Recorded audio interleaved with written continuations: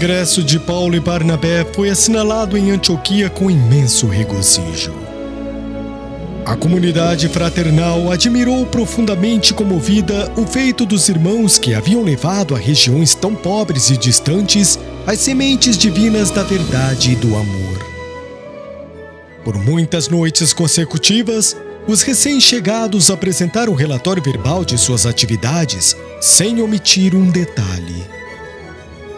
A igreja antioquiense vibrou de alegria e rendeu graças ao céu. Os dois dedicados missionários haviam voltado em uma fase de grandes dificuldades para a instituição. Ambos perceberam-nas contristados. As contendas de Jerusalém estendiam-se a toda a comunidade de Antioquia. As lutas da circuncisão estavam acesas. Os próprios chefes mais eminentes estavam divididos pelas afirmativas dogmáticas. Tão alto grau atingiram os descrimes que as vozes do Espírito Santo não mais se manifestavam. Manaém, cujos esforços na igreja eram indispensáveis, mantinha-se à distância em vista das discussões estéreis e venenosas. Os irmãos achavam-se extremamente confusos. Uns eram partidários da circuncisão obrigatória, outros se batiam pela independência irrestrita do Evangelho. Eminentemente preocupado, o pregador tarcense observou as polêmicas furiosas a respeito de alimentos puros e impuros. Tentando estabelecer a harmonia geral a respeito dos ensinamentos do Divino Mestre, Paulo tomava inutilmente a palavra, explicando que o Evangelho era livre e que a circuncisão era tão somente uma característica convencional da intolerância judaica. Não obstante sua autoridade inconteste, que se areolava de prestígio perante a comunidade inteira em vista dos grandes valores espirituais conquistados na missão, os desentendimentos persistiam. Alguns elementos chegados de Jerusalém complicaram ainda mais a situação. Os menos rigorosos falavam da autoridade absoluta dos apóstolos galileus. Comentavam-se a sorrelfa que a palavra de Paulo e Barnabé, por muito inspirada que fosse nas lições do Evangelho, não era bastante autorizada para falar em nome de Jesus.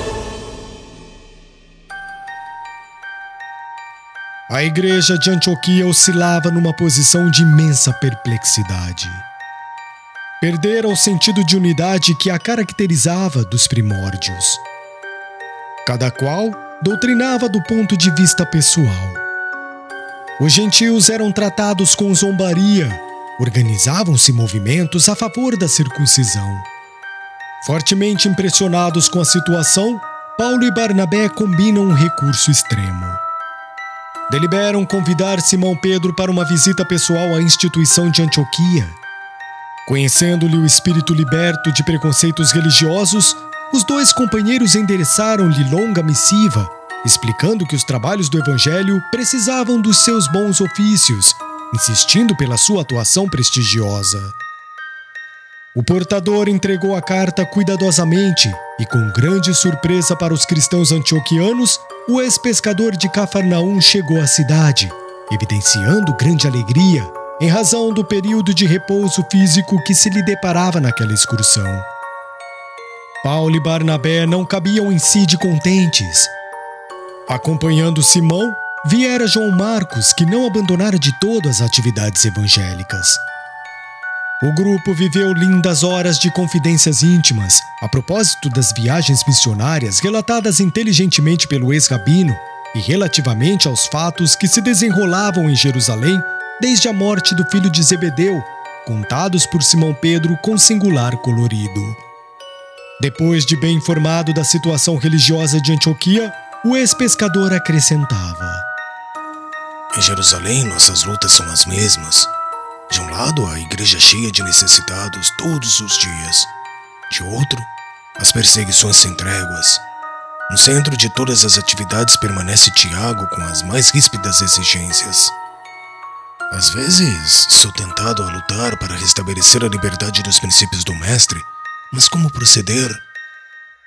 Quando a tempestade religiosa ameaça destruir o patrimônio que conseguimos oferecer aos aflitos do mundo, o farisaísmo esbarra na observância rigorosa do companheiro e é obrigado a paralisar a ação criminosa encetada desde muito tempo. Se trabalhar por suprimir-lhe a influência, estarei precipitando a instituição de Jerusalém no abismo da destruição pelas tormentas políticas da grande cidade. E o programa do Cristo? E os necessitados? Seria justo prejudicarmos os mais desfavorecidos por causa de um ponto de vista pessoal? E ante a atenção profunda de Paulo e Barnabé, o bondoso companheiro continuava. Sabemos que Jesus não deixou uma solução direta ao problema dos incircuncisos, mas ensinou que não será pela carne que atingiremos o reino, e sim pelo raciocínio e pelo coração. Conhecendo, porém, a atuação do evangelho na alma popular, o farisaísmo autoritário não nos perde de vista, e tudo em vida por exterminar a árvore do evangelho que vem desabrochando entre os simples e os pacíficos.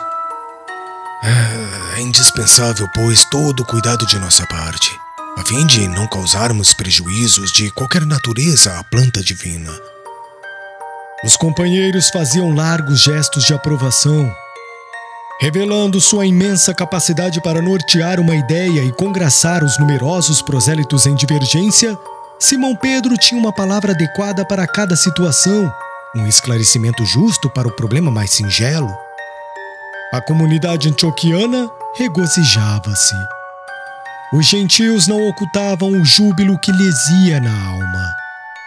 O generoso apóstolo a todos visitava pessoalmente, sem distinção ou preferência. Antepunha sempre um bom sorriso às apreensões dos amigos que receavam a alimentação impura e costumava perguntar onde estavam as substâncias que não fossem abençoadas por Deus. Paulo acompanhava-lhe os passos sem dissimular íntima satisfação. Em um louvável esforço de congraçamento, o apóstolo dos gentios fazia questão de levá-lo a todos os lugares onde houvesse irmãos perturbados pela ideia da circuncisão obrigatória.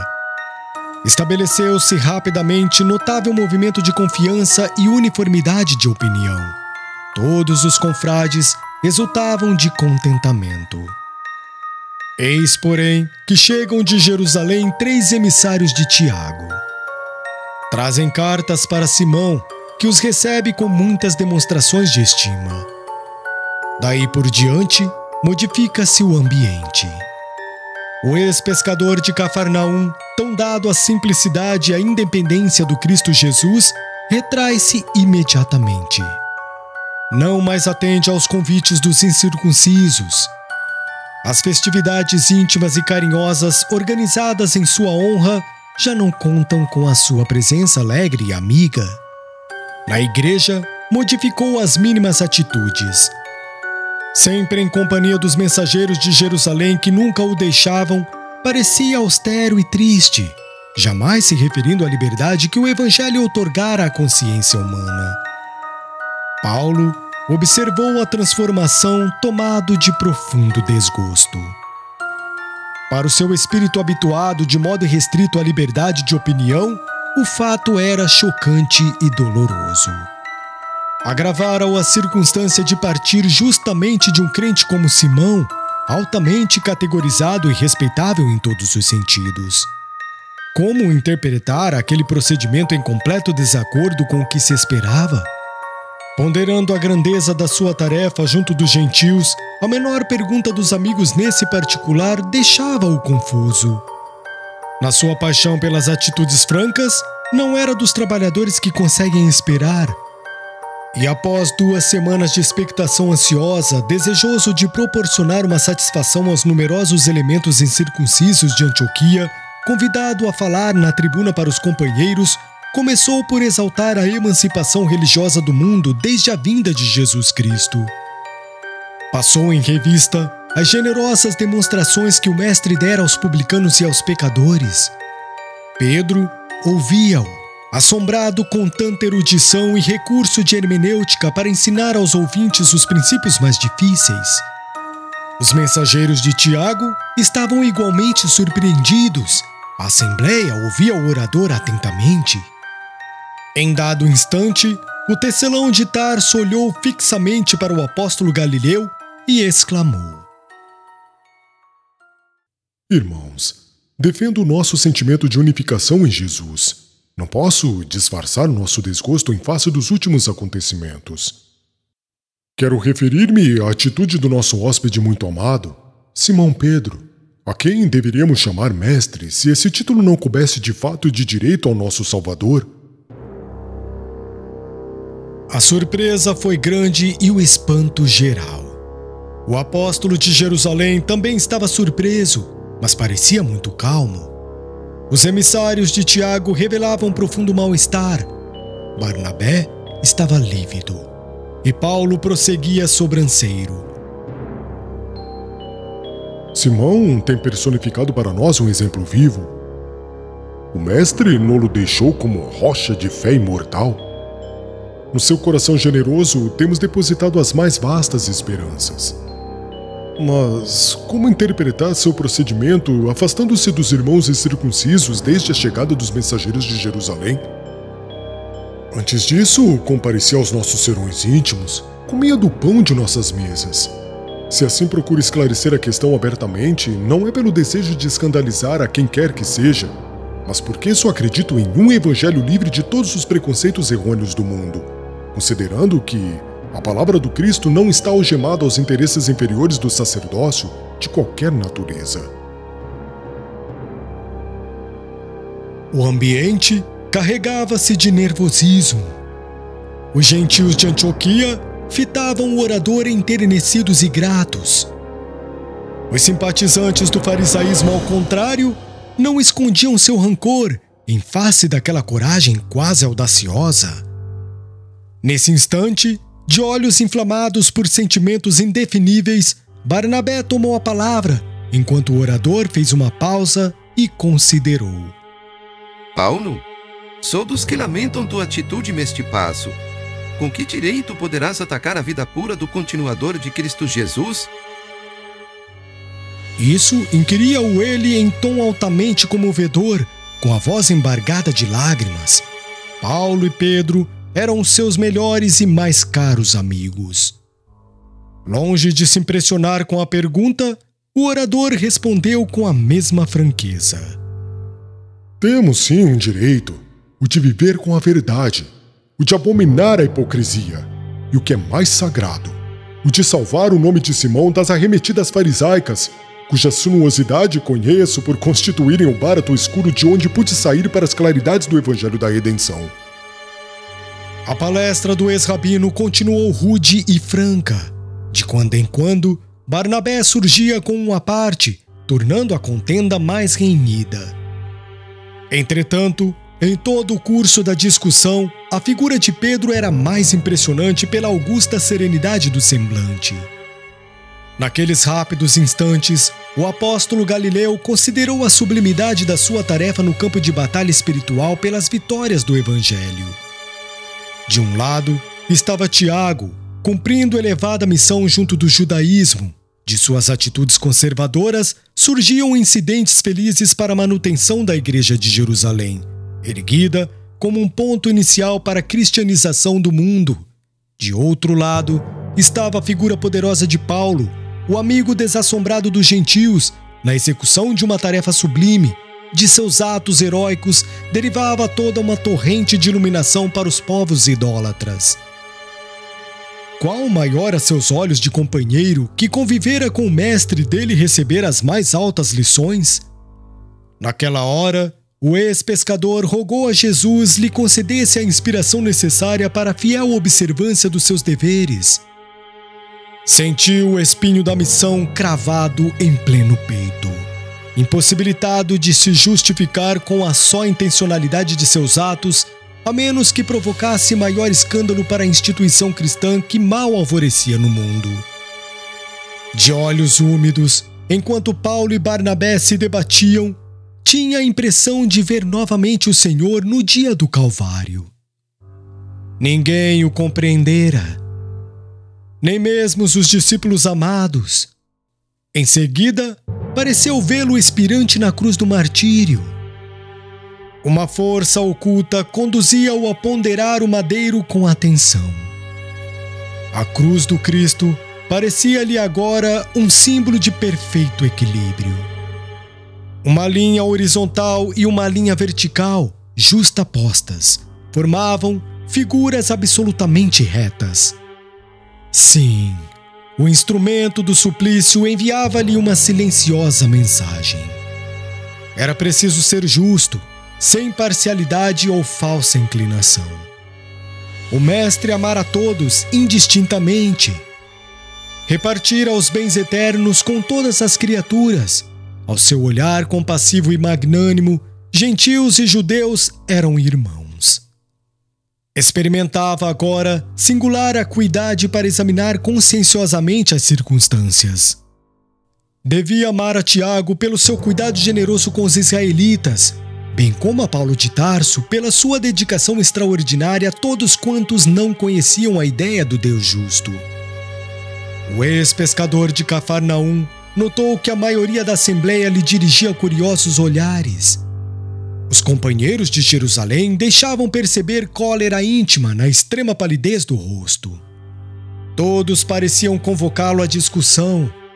Barnabé tinha os olhos vermelhos de chorar e Paulo parecia cada vez mais franco, verberando a hipocrisia com a sua lógica fulminante. O apóstolo preferiria o silêncio de modo a não perturbar a fé ardente de quantos se arrebanhavam na igreja sob as luzes do Evangelho. Mediu a extensão da sua responsabilidade naquele minuto inesquecível. Encolerizar-se seria negar os valores do Cristo e perder suas obras. Inclinar-se para Tiago seria a parcialidade. Dar absoluta razão aos argumentos de Paulo não seria justo. Procurou arregimentar na mente os ensinamentos do mestre e lembrou a inovidável sentença: o que desejasse ser o maior, fosse o servo de todos. Esse preceito proporcionou-lhe imenso consolo e grande força espiritual. A polêmica ia cada vez mais ardida. Extremavam-se os partidos. A assembleia estava repleta de cochichos abafados. Era natural prever uma franca explosão. Simão Pedro levantou-se. A fisionomia estava serena, mas os olhos estavam orvalhados de lágrimas que não chegavam a correr. Valendo-se de uma pausa mais longa, ergueu a voz que logo apaziguou o tumulto. Irmãos, muito tem errado neste mundo. Não é segredo para ninguém que cheguei a negar o Mestre no instante mais doloroso do Evangelho. Tenho medido a misericórdia do Senhor pela profundidade do abismo de minhas fraquezas. Se errei entre os irmãos muito amados de Antioquia, peço perdão de minhas faltas. Submeto-me ao vosso julgamento e rogo a todos que se submetam ao julgamento do Altíssimo.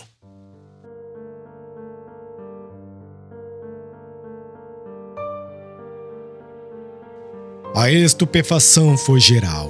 Compreendendo o efeito, o ex-pescador concluiu a justificativa dizendo: reconhecida a extensão das minhas necessidades espirituais e recomendando-me às vossas preces, passemos, irmãos, aos comentários do Evangelho de hoje. A assistência estava assombrada com um desfecho imprevisto. Esperava-se que Simão Pedro fizesse um longo discurso em represália. Ninguém conseguia recobrar-se da surpresa. O Evangelho deveria ser comentado pelo apóstolo Galileu, mediante combinação prévia, mas o ex-pescador, antes de sentar-se de novo, exclamou muito sereno: peço ao nosso irmão Paulo de Tarso o obséquio de consultar e comentar as anotações de Levi. Não obstante o constrangimento natural, o ex-rabino considerou o elevado alcance daquele pedido. Renovou no ápice todos os sentimentos extremistas do coração ardente e, em um formoso improviso, falou da leitura dos pergaminhos da Boa Nova. A atitude ponderada de Simão Pedro salvara a igreja nascente. Considerando os esforços de Paulo e Tiago no seu justo valor, evitara o escândalo e o tumulto no recinto do santuário. À custa de sua abnegação fraternal, o incidente passou quase inapercebido na história da cristandade primitiva, e nem mesmo a referência leve de Paulo na Epístola aos Gálatas, a despeito da forma rígida e expressional do tempo, pôde dar ideia do perigo iminente de escândalo que pairou sobre a instituição cristã naquele dia memorável. A reunião terminou sem novos atritos. Simão aproximou-se de Paulo e felicitou-o pela beleza e eloquência do discurso. Fez questão de voltar ao incidente para versá-lo com referências amistosas. O problema do gentilismo, dizia ele, merecia de fato muito interesse. Como deserdar das luzes do Cristo que havia nascido distante das comunidades judaicas se o próprio Mestre afirmara que os discípulos chegariam do Ocidente e do Oriente?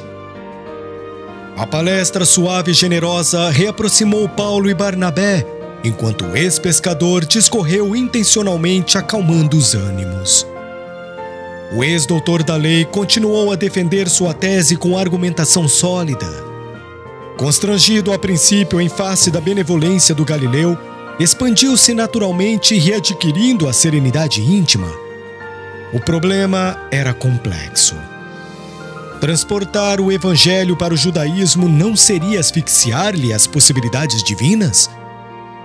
Perguntava Paulo, firmando seu ponto de vista. Mas e o esforço milenário dos judeus? Interrogava Pedro, advertindo que, a seu ver, se Jesus afirmara sua missão como o exato cumprimento da lei, não era possível afastar-se a nova da antiga revelação. Proceder de outro modo seria arrancar do tronco vigoroso o galho verdejante destinado a frutecer. Examinando aqueles argumentos ponderosos, Paulo de Tarso lembrou então que seria razoável promover em Jerusalém uma assembleia dos correligionários mais dedicados para ventilar o assunto com maior amplitude. Os resultados, a seu ver, seriam benéficos por apresentarem uma norma justa de ação, sem margem a sofismas tão de gosto e hábito farisaicos. Como alguém que se sentisse muito alegre por encontrar a chave de um problema difícil, Simão Pedro anuiu de bom grado a proposta, assegurando interessar-se para que a reunião se fizesse quanto antes. Intimamente, considerou que seria ótima oportunidade para os discípulos de Antioquia observarem as dificuldades crescentes em Jerusalém. À noite, todos os irmãos compareceram à igreja para as despedidas de Simão e para as preces habituais. Pedro orou com santificado fervor e a comunidade sentiu-se envolvida em benéficas vibrações de paz. O incidente a todos deixara tal ou qual perplexidade, mas as atitudes prudentes e afáveis do pescador conseguiram manter a coesão geral a respeito do Evangelho para a continuação das tarefas santificantes. Depois de observar a plena reconciliação de Paulo e Barnabé, Simão Pedro regressou a Jerusalém com os mensageiros de Tiago.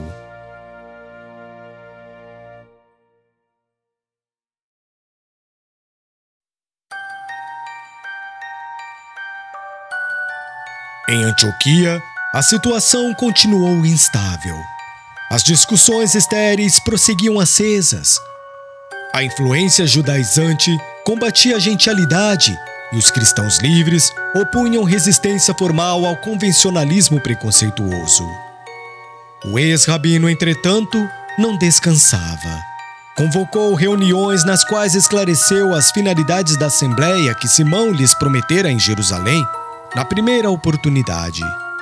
Combatente ativo, multiplicou as energias próprias na sustentação da independência do cristianismo e prometeu publicamente que traria cartas da Igreja dos Apóstolos Galileus que garantissem a posição dos gentios na doutrina consoladora de Jesus, alijando-se as imposições absurdas no caso da circuncisão. Suas providências e promessas acendiam novas lutas. Os observadores rigorosos dos preceitos antigos duvidavam de semelhantes concessões por parte de Jerusalém. Paulo não desanimou. Intimamente idealizava sua chegada à Igreja dos Apóstolos, passava em revista na imaginação superexcitada toda a argumentação poderosa a empregar e via-se vencedor na questão que se delineava a seus olhos como de essencial importância para o futuro do Evangelho. Procuraria mostrar a elevada capacidade dos gentios para o serviço de Jesus. Contaria os êxitos obtidos na longa excursão de mais de 4 anos através das regiões pobres e quase desconhecidas, onde a gentilidade havia recebido as notícias do mestre com intenso júbilo e compreensão, muito mais elevada que a dos seus irmãos de raça. Alargando os projetos generosos, deliberou levar em sua companhia o jovem Tito, que, embora oriundo das fileiras pagãs e não obstante contar 20 anos incompletos, representava na igreja de Antioquia uma das mais lúcidas inteligências a serviço do Senhor. Desde a sua vinda a Tarso, Tito afeiçoara-se-lhe como um irmão generoso. Notando-lhe a índole laboriosa, Paulo ensinara-lhe o ofício de tapeceiro, e fora ele o seu substituto na tenda humilde por todo o tempo que durou a primeira missão. O rapaz seria o expoente do poder renovador do Evangelho. Certamente, quando falasse na reunião, surpreenderia os mais doutos com seus argumentos de alto teor exegético. Acariciando esperanças, Paulo de Tarso tomou todas as providências para que o êxito de seus planos não falhasse. Ao fim de 4 meses, um emissário de Jerusalém trazia a esperada notificação de Pedro referente à Assembleia. Coadjuvado pela operosidade de Barnabé, o ex-rabino acelerou as providências indispensáveis. Na véspera de partir, subiu à tribuna e renovou a promessa das concessões esperadas pelo gentilismo, insensível ao sorriso irônico que alguns israelitas disfarçavam cautelosamente. Na manhã imediata, a pequena caravana partiu. Compunha-na Paulo e Barnabé, Tito e mais 2 irmãos que os acompanhavam em caráter de auxiliares. Fizeram uma viagem vagarosa, escalando em todas as aldeias para as pregações da Boa Nova, disseminando curas e consolações. Depois de muitos dias, chegaram a Jerusalém, onde foram recebidos por Simão com inexcedível contentamento. Em companhia de João, o generoso apóstolo ofereceu-lhes fraternal acolhida. Ficaram todos no departamento em que se localizavam numerosos necessitados e doentes. Paulo e Barnabé examinaram as modificações introduzidas na casa. Outros pavilhões, embora humildes, estendiam-se além, cobrindo não pequena área. Os serviços aumentaram. Os enfermos que nos batem às portas multiplicam-se todos os dias. Foi preciso construir novas dependências. A fileira de catres parecia não ter fim. Aleijados e velhinhos distraíam-se ao sol entre as árvores amigas do quintal. Paulo estava admirado com a amplitude das obras. Daí a pouco, Tiago e outros companheiros vinham saudar os irmãos da instituição antioquiana. O ex-rabino fixou o apóstolo que chefiava as pretensões do judaísmo. O filho de Alfeu aparecia-lhe agora radicalmente transformado. Suas feições eram de um mestre de Israel com todas as características indefiníveis dos hábitos farisaicos. Não sorria.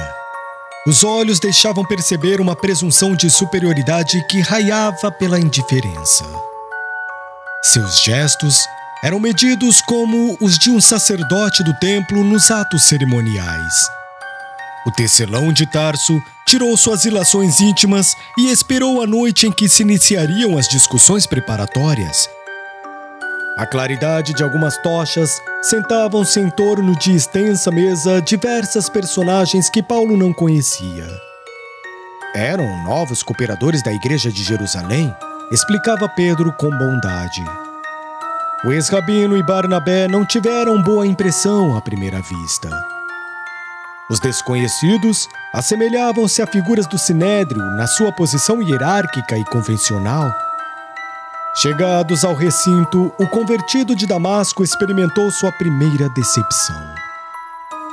Observando que os representantes de Antioquia se faziam acompanhar por um jovem, Tiago adiantou-se e perguntou: Irmãos, é justo saibamos quem é o rapaz que trazeis a este cenáculo discreto. Nossa preocupação é fundamentada nos preceitos da tradição que manda examinar a procedência da juventude, a fim de que os serviços de Deus não sejam perturbados. Este é o nosso valoroso colaborador de Antioquia. Chama-se Tito, e representa uma das nossas grandes esperanças na seara de Jesus Cristo. O apóstolo fixou-o sem surpresa e tornou a perguntar: É filho do povo eleito? É descendente de gentios. Circuncidado? Não. Este não de Paulo foi dito com tal ou qual enfado. As exigências de Tiago enervam-no. Ouvindo a negativa, o apóstolo Galileu esclareceu em tom firme: Penso então que não será justo admiti-lo na Assembleia, visto não ter ainda cumprido todos os preceitos. Apelamos para Simão Pedro. Tito é representante de nossa comunidade. O ex-pescador de Cafarnaum estava lívido. Colocado entre os dois grandes representantes do judaísmo e da gentilidade, tinha que decidir cristamente o impasse inesperado. Como sua intervenção direta demorasse alguns minutos, o tecelão tarcense continuou: Aliás, a reunião deverá resolver estas questões palpitantes a fim de que se estabeleçam os direitos legítimos dos gentios. Simão, porém, conhecendo ambos os contentores, deu-se pressa em opinar, exclamando em tom conciliador: Sim, o assunto será objeto de nosso atencioso exame na Assembleia. E dirigindo intencionalmente o olhar ao ex-rabino, prosseguia explicando: Apelas para mim e aceito o recurso. No entanto, devemos estudar a objeção de Tiago mais detidamente. Trata-se de um chefe dedicado desta casa e não seria justo desprezar-lhe os préstimos. De fato, o conselho discutirá esses casos, mas isso significa que o assunto ainda não está resolvido. Proponho então que o irmão Tito seja circuncidado amanhã, para que participe dos debates com a inspiração superior que lhe conheço. E tão só com essa providência os horizontes ficarão necessariamente aclarados para a tranquilidade de todos os discípulos do Evangelho.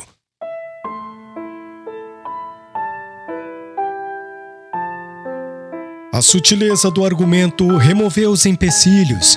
Se não agradou a Paulo, satisfez a maioria e, regressando o jovem de Antioquia para o interior da casa, a assembleia começou pelas discussões preliminares. O ex-rabino estava taciturno e abatido. A atitude de Tiago, os novos elementos estranhos do evangelho que teriam de votar na reunião, o gesto conciliador de Simão Pedro, desgostavam-no profundamente. Aquela imposição no caso de Tito figurava-se-lhe um crime. Tinha ímpetos de regressar a Antioquia, acusar de hipócritas e sepulcros caiados os irmãos judaizantes. Todavia, e as cartas de emancipação que havia prometido aos companheiros da gentilidade? Não seria mais conveniente recalcar seus milindres feridos por amor aos irmãos de ideal? Não seria mais justo aguardar deliberações definitivas e humilhar-se? A lembrança de que os amigos contavam com as suas promessas acalmou-o. Fundamente desapontado, o convertido de Damasco acompanhou atento os primeiros debates. As questões iniciais davam ideia das grandes modificações que procuravam introduzir no Evangelho do Mestre. Um dos irmãos presentes chegava a ponderar que os gentios deviam ser considerados como o gado do povo de Deus, bárbaros que importava submeter à força, a fim de serem empregados nos trabalhos mais pesados dos escolhidos. Outro indagava se os pagãos eram semelhantes aos outros homens convertidos a Moisés ou a Jesus. Um velho de feições rígidas chegava ao despautério de afiançar que o homem só vingava completar-se depois de circunciso. À margem da gentilidade, outros temas fúteis vinham à balha. Houve quem lembrasse que a Assembleia devia regular os deveres concernentes aos alimentos impuros, bem como o processo mais adequado à ablução das mãos. Tiago argumentava e discorria como profundo conhecedor de todos os preceitos. Pedro ouvia com grande serenidade. Nunca respondia quando a tese assumia o caráter de conversação e aguardava o momento oportuno para manifestar-se. Somente tomou a atitude mais enérgica quando um dos componentes do conselho pediu para que o Evangelho de Jesus fosse incorporado ao livro dos profetas, ficando subordinado à lei de Moisés para todos os efeitos. Foi a primeira vez que Paulo de Tarso notou o ex-pescador intransigente e quase rude, explicando o absurdo de semelhante sugestão. Os trabalhos foram paralisados alta noite, em fase de pura preparação. Tiago recolheu os pergaminhos com anotações, orou de joelhos e a assembleia dispersou-se para nova reunião no dia imediato. Simão procurou a companhia de Paulo e Barnabé para dirigir-se aos aposentos de repouso. O tecelão de Tarso estava consternado. A circuncisão de Tito surgia-lhe como derrota dos seus princípios intransigentes. Não se conformava, fazendo sentir ao ex-pescador a extensão de suas contrariedades. Mas que vem a ser tão pequena concessão em face do que pretendemos realizar? Precisamos de ambiente pacífico para esclarecer o problema da obrigatoriedade da circuncisão. Não firmaste compromisso com o gentilismo de Antioquia? Paulo recordou a promessa que fizera aos irmãos e concordou. Sim, é verdade. Reconheçamos, pois, a necessidade de muita calma para chegar às soluções precisas. As dificuldades nesse sentido não prevalecem tão só para a igreja antioquiana. As comunidades de Cesareia, de Jope, bem como de outras regiões, encontram-se atormentadas por esses casos transcendentes.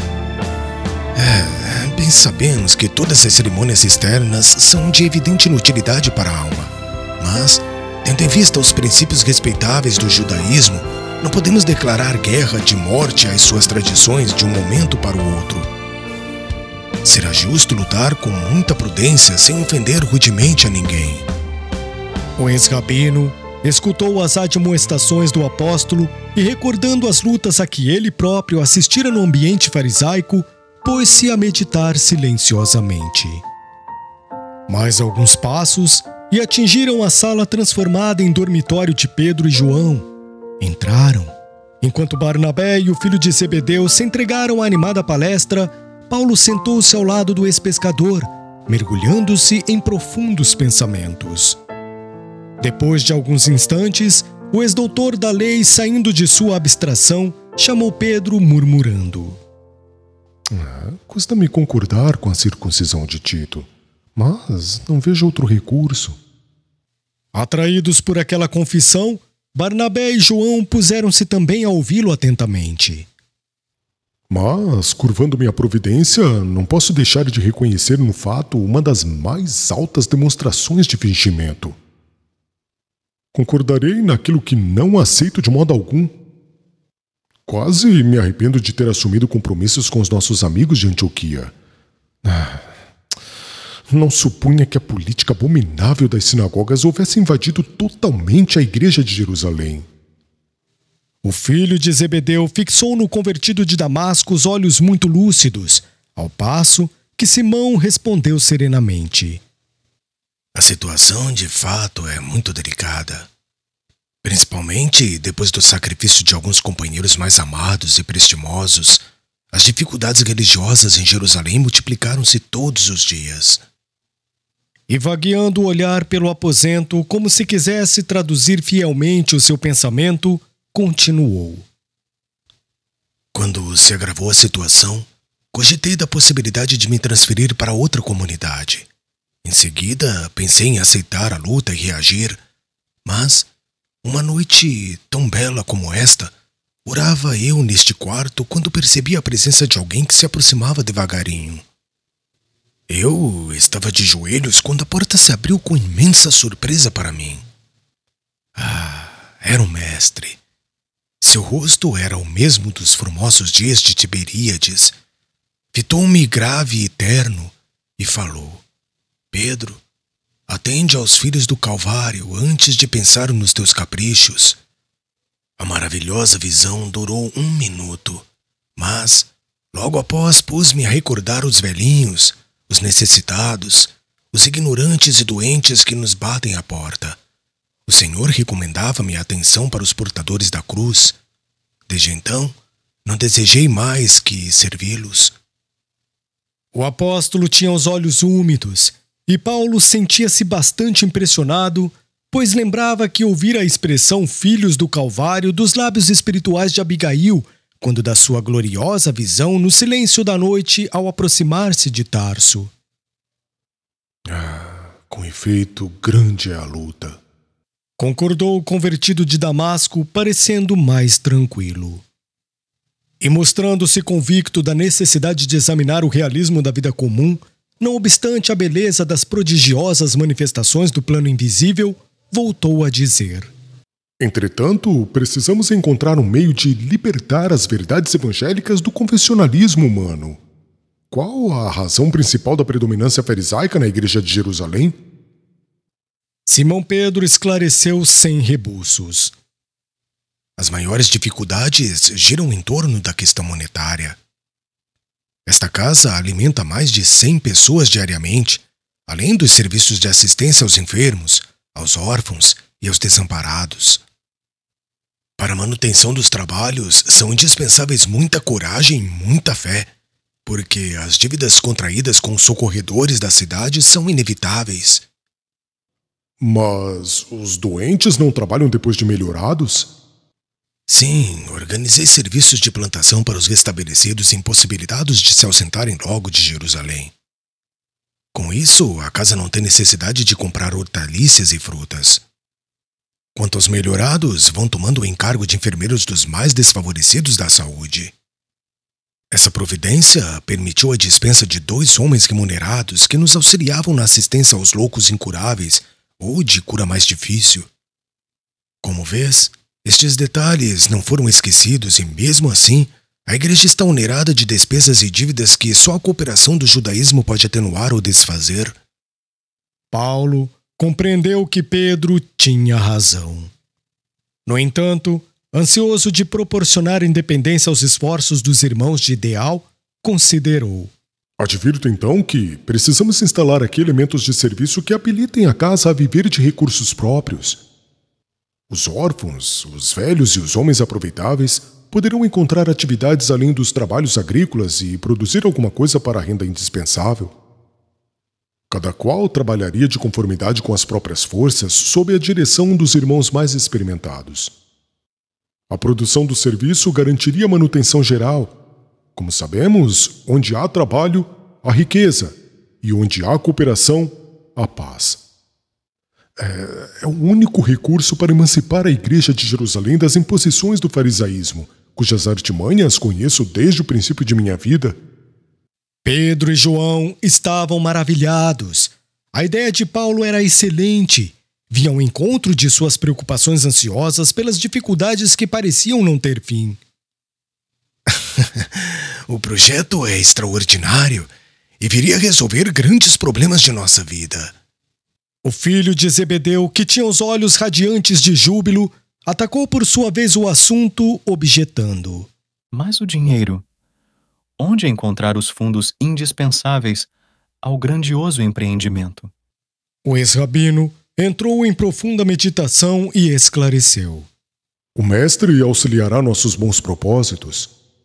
Barnabé e eu empreendemos longa excursão a serviço do Evangelho e vivemos em todo o seu transcurso à expensa do nosso trabalho. Eu, tecelão, ele, oleiro, em atividade provisória nos lugares onde passamos. Realizada a primeira experiência, poderíamos voltar agora às mesmas regiões e visitar outras, pedindo recursos para a Igreja de Jerusalém. Provaríamos nosso desinteresse pessoal vivendo à custa de nosso esforço e recolheríamos as dádivas por toda parte, conscientes de que, se temos trabalhado pelo Cristo, será justo também pedirmos por amor ao Cristo. A coleta viria a estabelecer a liberdade do Evangelho em Jerusalém, porque representaria um material indispensável a edificações definitivas no plano de trabalho remunerador. Estava esboçado assim o programa que o generoso apóstolo da gentilidade haveria de submeter-se pelo resto de seus dias. No seu desempenho, teria de sofrer as mais cruéis acusações, mas, no santuário do seu coração devotado e sincero, Paulo, de par com os grandiosos serviços apostólicos, levaria a coleta em favor de Jerusalém até o fim de sua existência terrestre. Ouvindo-lhe os planos, Simão levantou-se e abraçou, dizendo comovido: Sim, meu amigo, não foi em vão que Jesus te buscou pessoalmente às portas de Damasco. Fato pouco vulgar na sua vida, Paulo tinha os olhos rasos de pranto. Fitou o ex-pescador de modo significativo, considerando intimamente suas dívidas de gratidão ao Salvador, e murmurou: Não farei mais que o meu dever. Nunca poderia olvidar que Estevão saiu dos cátares desta casa, os quais já serviram igualmente a mim próprio. Todos estavam extremamente sensibilizados. Barnabé comentou a ideia com entusiasmo e enriqueceu o plano de numerosos pormenores. Nessa noite, os dedicados discípulos do Cristo sonharam com a independência do Evangelho em Jerusalém, com a emancipação da Igreja, isenta das absurdas imposições da sinagoga. No dia imediato, procedeu-se solenemente à circuncisão de Tito, sob a direção cuidadosa de Tiago e com a profunda repugnância de Paulo de Tarso. As assembleias noturnas continuaram por mais de uma semana. Nas primeiras noites, preparando o terreno para advogar abertamente a causa da gentialidade, o ex-pescador de Cafarnaum solicitou aos representantes de Antioquia expusessem a impressão das visitas aos pagãos de Chipre, Panfilha, Pisídia e Licaônia. Paulo, profundamente contrariado com as exigências aplicadas a Tito, pediu a Barnabé falasse em seu nome. O ex-levita de Chipre fez extenso relato de todos os acontecimentos, provocando imensa surpresa a quantos lhe ouviam as referências ao extraordinário poder do Evangelho, entre aqueles que ainda não haviam esposado uma crença pura. Em seguida, atendendo ainda à observação de Paulo, Tito falou profundamente comovido com a interpretação dos ensinamentos do Cristo e mostrando possuir formosos dons de profecia, fazendo-se admirar pelo próprio Tiago, que o abraçou mais de uma vez. Ao termo dos trabalhos, discutia-se ainda a obrigatoriedade da circuncisão para os gentios. O ex-rabino seguia os debates, silencioso, admirando o poder da resistência e tolerância de Simão Pedro. Quando o ex-pescador reconheceu que as divergências prosseguiriam indefinidamente, levantou-se e pediu a palavra, fazendo a generosa e sábia exortação de que os Atos dos Apóstolos, capítulo 15, versículos 7 a 11, fornecem notícia. Irmãos, bem sabeis que de há muito Deus nos elegeu para que os gentios ouvissem as verdades do Evangelho e crescessem no seu reino. O Pai, que conhece os corações, deu aos circuncisos e aos incircuncisos a palavra do Espírito Santo. No dia glorioso do Pentecostes, as vozes falaram na praça pública de Jerusalém para os filhos de Israel e dos pagãos. O Todo-Poderoso determinou que as verdades fossem anunciadas indistintamente. Jesus afirmou que os cooperadores do reino chegariam do Oriente e do Ocidente. Não compreendo tantas controvérsias quando a situação é tão clara para os nossos olhos.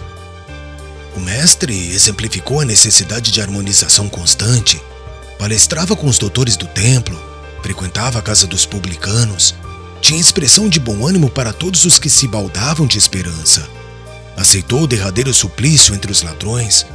Por que motivo devemos guardar uma pretensão de isolamento daqueles que experimentam a necessidade maior? Outro argumento que não deveremos esquecer é o da chegada do Evangelho ao mundo quando já possuíamos a lei. Se o Mestre nos trouxe amorosamente com os mais pesados sacrifícios, seria justo enclausurarmos-nos nas tradições convencionais, esquecendo o campo de trabalho. Não mandou o Cristo que pregássemos a boa nova a todas as nações? Claro que não poderemos desprezar o patrimônio dos israelitas.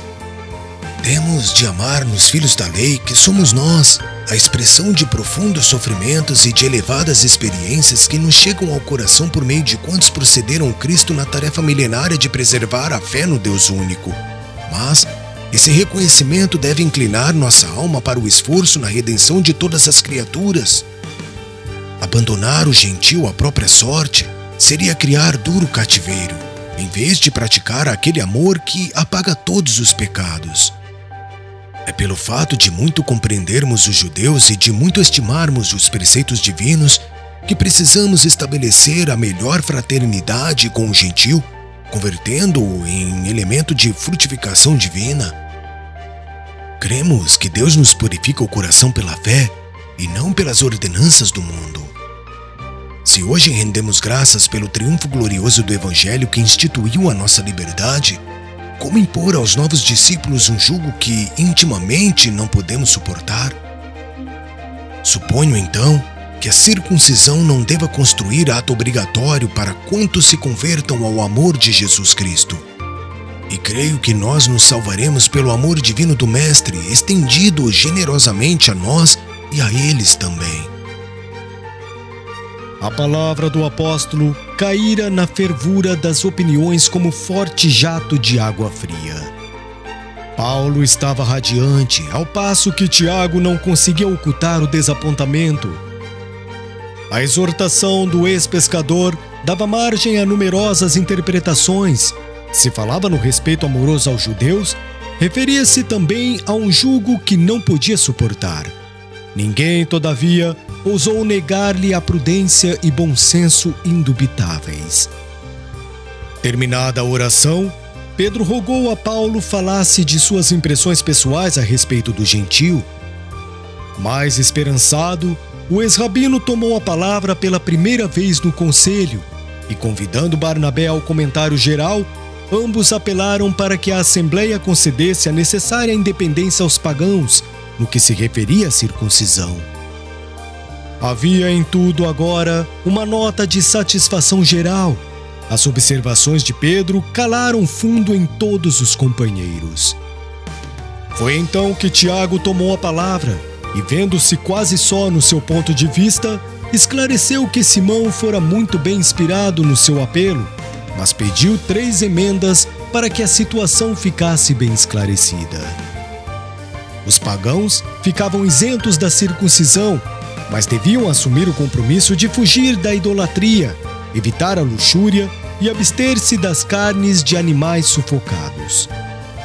O apóstolo dos gentios estava satisfeito, fora removido o maior obstáculo.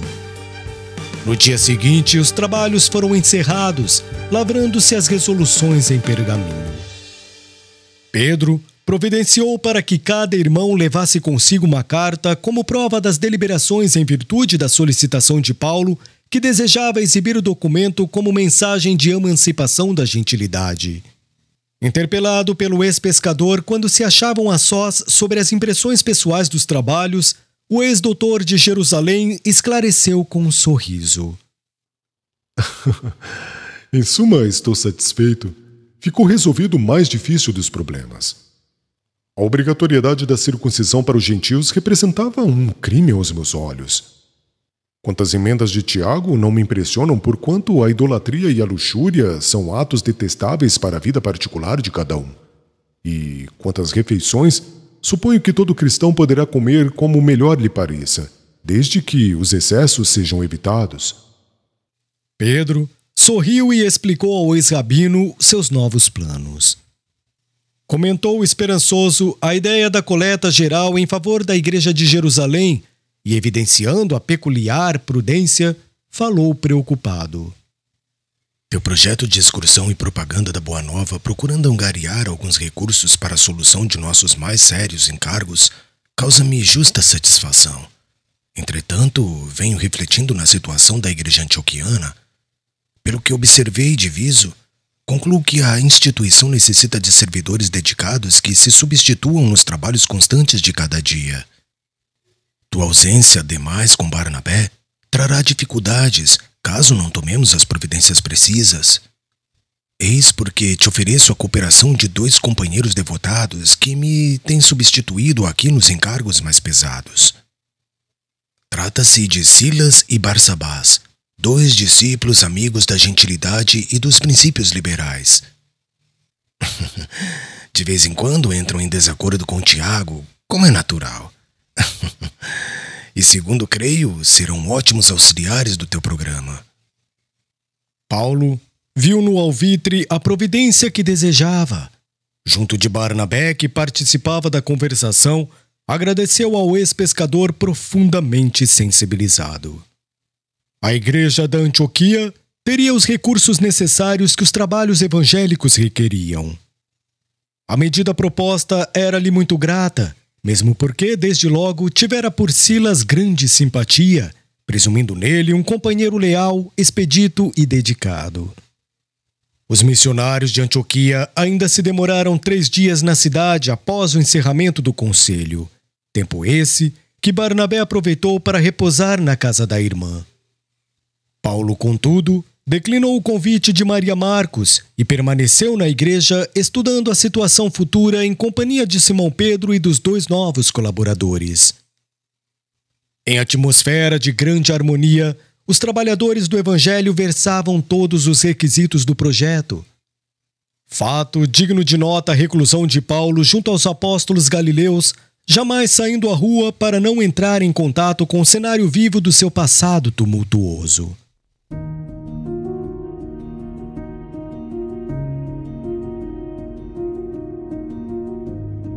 Finalmente, tudo pronto e ajustado, a missão se dispôs a regressar. Havia em todas as fisionomias um sinal de gratidão e de esperança santificada nos dias do porvir. Verificava-se, no entanto, um detalhe curioso que é indispensável destacar. Solicitado pela irmã, Barnabé dispusera-se a aceitar a contribuição de João Marco em nova tentativa de adaptação ao serviço do Evangelho. Considerando a boa intenção com que acedera aos pedidos da irmã, o ex-levita de Chipre achou desnecessário consultar o companheiro de esforços comuns. Paulo, porém, não se magoou. Acolheu a resolução de Barnabé um tanto admirado, abraçou o jovem afetuosamente e esperou que o discípulo de Pedro se pronunciasse quanto ao futuro.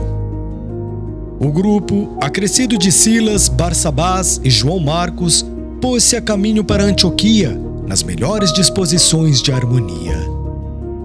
Revezando-se na tarefa de pregação das verdades eternas, anunciavam o reino de Deus e faziam curas por onde passavam.